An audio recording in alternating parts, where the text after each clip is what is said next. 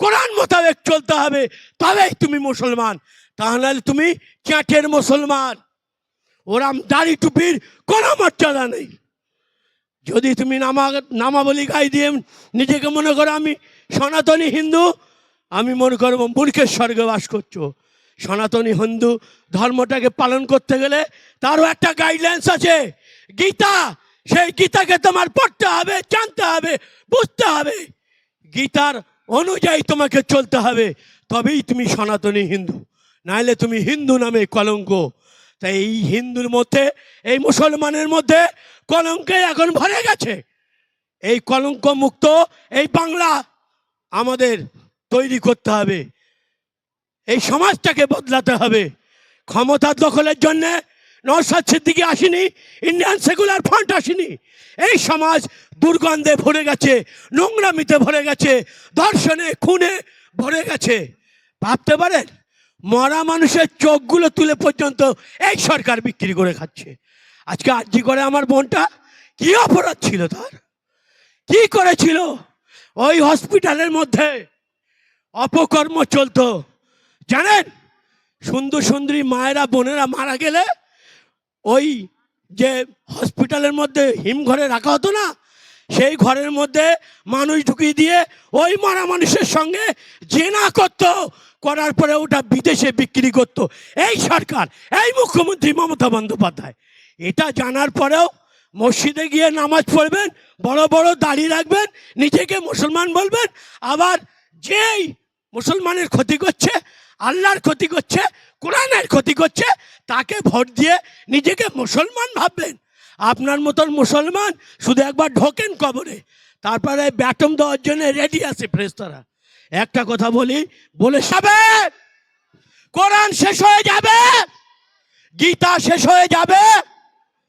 তাহলে যে মুখ্যমন্ত্রী মমতা বন্দ্যোপাধ্যায়, তিনি তার প্রশাসনিক সভায় বলতে পারে কোরআন শেষ হয়ে যাবে, গীতা শেষ হয়ে যাবে, আমার প্রকল্প শেষ হবে না, আপনারা কি তাকে ভোট দেবেন? তাকে ভোট দেওয়া যায়? যদি প্রকৃত সনাতনী কোনো ভাই হয়, যে বলে গীতা শেষ হয়ে যাবে, সে সনাতনী ভাই তাকে কখনো ভোট দিতে পারে না, পারে না, পারে না, পারে না। যদি কোনো মোমেন মুসলমান নিজেকে বলে দাবি করে, যে বলে কোরআন শেষ হয়ে যাবে, তাকে কখনো ভোট দিতে পারে? দিতে পারে কোনো মোমেন মুসলমান? আরে কথা বলুন, জাগতে হবে, নইলে কিন্তু শেষ হয়ে যাবে। আজকে যে সমস্ত তৃণমূলের মুসলমান ভাইরা এই ইন্ডিয়ান সেকুলার ফান্ডের গায়ে হাত দিচ্ছে, বাধা দিচ্ছে, তাদেরকে আজকে এই মঞ্চ থেকে বলতে চাই, অত লাফালাফি করো না। তুমি তো চারানার নেতা, মাথায় রাখো। পার্থ, মুকুল, অনুব্রত, তোমার থেকে অনেক বড় বড় ষাঁড়, তাদের আজকে খুঁজে পাওয়া যাচ্ছে না। সাবধান হয়ে যাও। তোমার মায়ের কবর, তোমার বাপের কবর, তোমার দাদুর কবর রক্ষা করার জন্য মমতা বন্দ্যোপাধ্যায় কিন্তু কেস করেনি, কেস করেছে ভাঙড়ের বিধায়ক নওশাদ সিদ্দিকী ভাইজান। এটা মাথায় রাখো। ওই কেসের বলে তোমার বাবার কবর, তোমার মায়ের কবর, তোমার দাদুর কবর এখনো অক্ষত আছে। নইলে কবে বুলডোজার দিয়ে এই মুখ্যমন্ত্রী মমতা বন্দ্যোপাধ্যায় ওই কবরের উপরে মদের ফ্যাক্টরি বানাতো, জুতোর দোকান বানাতো। লজ্জা করে না? এখনো যে সমস্ত মুসলমান ভাইরা টুপি দাড়ি পরে নামাজ পড়ছো, অথচ ইন্ডিয়ান সেকুলার ফান্ডের ছেলেদের গায়ে হাত দিচ্ছ, তাদের প্রোগ্রামে বাধা দিচ্ছ, তোমরা মানুষের বাচ্চা? কখনোই তোমরা মানুষের বাচ্চা না। আমি মনে করি তোমরা মুসলমানের বাচ্চাও না, তোমরা মুসলমানের কলঙ্ক ছাড়া আর কিছু নয়।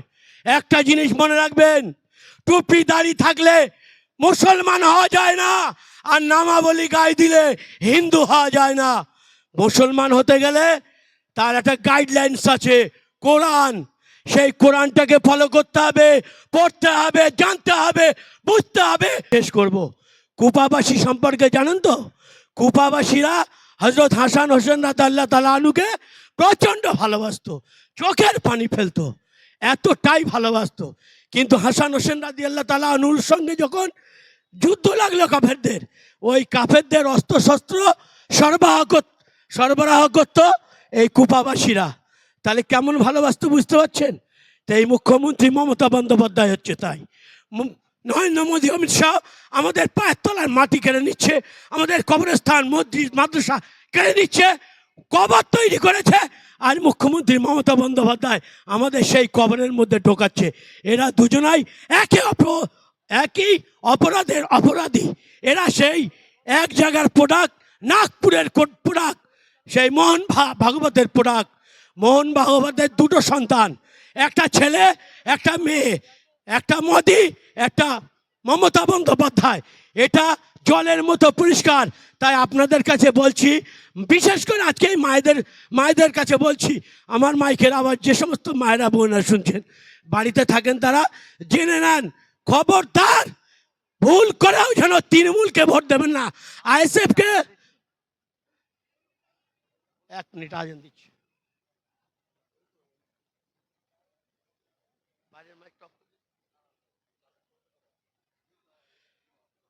একটা কথা মায়েদের, ভাইদের, বোনেদের বলছি, আইএসএফ সমাজ পরিবর্তনের জন্য এসে ভোট ভালো লাগলে দেবেন, না লাগলে না।